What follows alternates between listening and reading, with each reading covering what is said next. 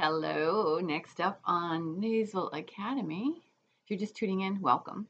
I am just talking about all things olfactory, and yeah, this is just nose in my way into health and wellness. And today I wanted to talk about the benefits of exercising our olfactory system. So it's just a fascinating system. I mean, yes, it directly impacts our overall health. And this is one of the things I talk about all the time, or I have in the past, is that there's things that are floating around. There's aromatic compounds. Now, an aromatic compound does not necessarily have an aroma that we can detect. It may be so faint, and it may not be in concentrated dosage, or it may not have an aroma at all. The only reason they're called aromatic compounds is because the first ones ever discovered, benzene being one of them, has an aroma to it. And so it's a particular shape more specifically. And these aromatic compounds influence the olfactory system, which there's between 5 and 700 receptors throughout the body. But that said, the nose is very impactful when it comes to health. And so exercising our olfactory system, exercising our nose, and deliberately trying to smell things. Science suggests that everyday man, the untrained nose is how we'll say it, the untrained nose is able to detect up to 2,000 different aromas. Keep in mind, an aroma is something that we make up here. I mean, we can smell something, right? We can smell citrusy, we can smell floral, but those are the general overtones. It's very difficult for us to actually begin to distinguish various aromas. And keep in mind, if you smell lemon, there's a number of constituents in there that actually equal that lemon smell. So you're not smelling any one particular constituent.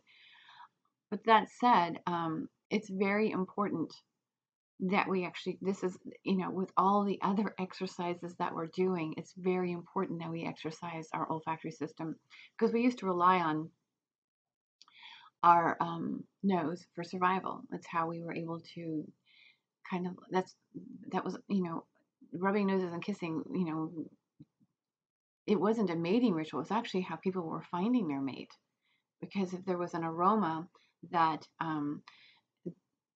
that appealed to them, that was almost an attractant, and they would, they could smell. I mean, we that's how our ancestors found their food. That's how they were able to detect if, what other animals in the area. I mean, the sense of smell has been a form of survival, and we're losing touch with that. And again, this is how they were actually able to determine their mate. It wasn't based on appearance. It was how you smelled, and if your smell appealed to that individual or to one another. So today, like I said, we don't use it. And one of the first signs of potential onset of Parkinson's is the loss of the sense of smell.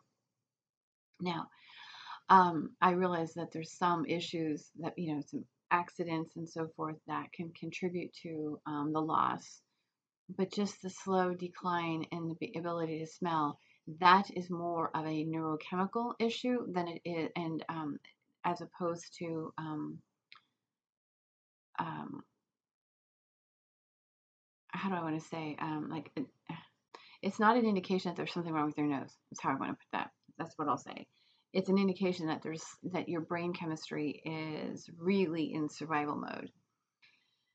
So a couple reasons why exercising your nose is really good. Number one, it causes you to breathe deeper. It slows your breath down, and we all know that that's really what we need.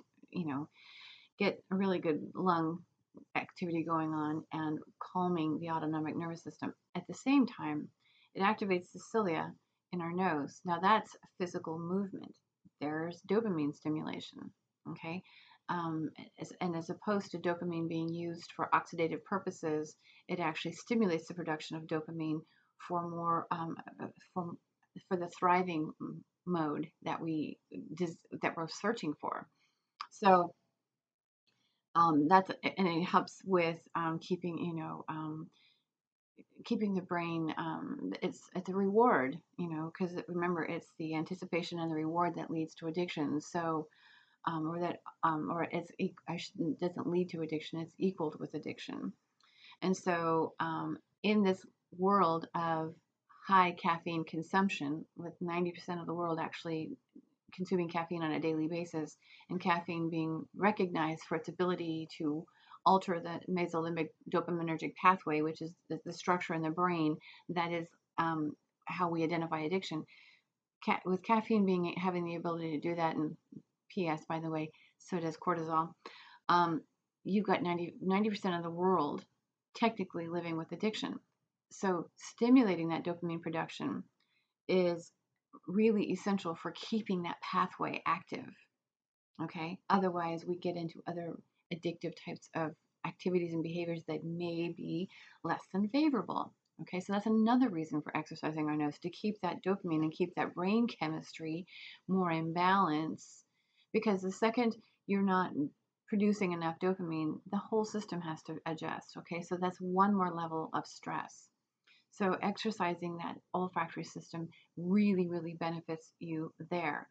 Not to mention the fact it also helps you to recognize more and more. Because, like I said, the untrained nose has been determined that can possibly identify up to 2,000 aromas. The trained nose has been able to, I think it's come close to 10,000. They're not really sure. I think the one notable individual back in at the late 1920s, I think the figure came up with close to 7,000, but there's been subsequent studies, and so they just rounded it off to 10,000 because it sounds like a good number. But the point is that the trained nose can smell far more than the untrained nose. And so I've been asked the question: can we actually regain our sense of smell? I'm going to say yes, if we make it a deliberate, like you would literally seek to see what you can smell. And yes, there's not, it's not always favorable. Yeah, there's just not, the world isn't full of awesome smells. There's some crappy ones, pardon the pun, pardon the pun. But you know what I'm saying. But deliberately trying to smell something, and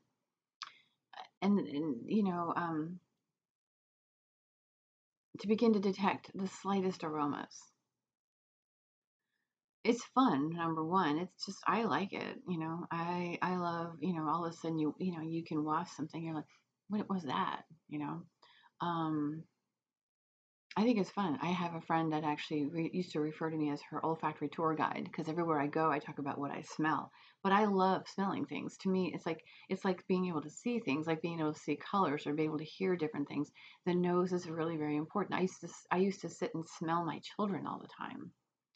um I thought it was a fun thing to do.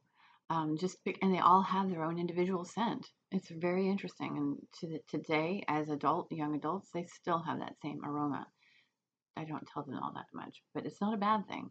But yeah, just really kind of beginning to detect, um, just and again, it doesn't have to be strong or profound, but just allowing your nose to take in the world really reactivates that and does a lot for the brain, does an awful lot. And then see, you guys, at that point, when something comes into your space, into your little bubble, that's not healthy, that has a potential to lead to an inflammatory reaction, then you can smell it. A good example is these e-vape cigarettes.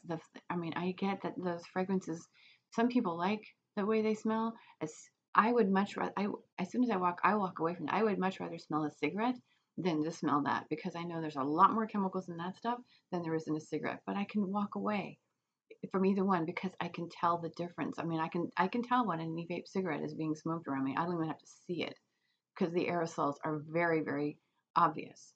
But being able to even detect the toxicity gives us a chance to step away, um, and protect ourselves. And I've done it. I actually carry blends in my purse, my own personal blends, ones that I make up for me, or I'll just have a single note, and I will just smell it to mask, not just to mask the bad smell, but to actually reduce the inflammatory reaction that's going to occur from smelling it. Just a thought. So anyway, thanks for tuning in to Nasal Academy. Until tomorrow, be well.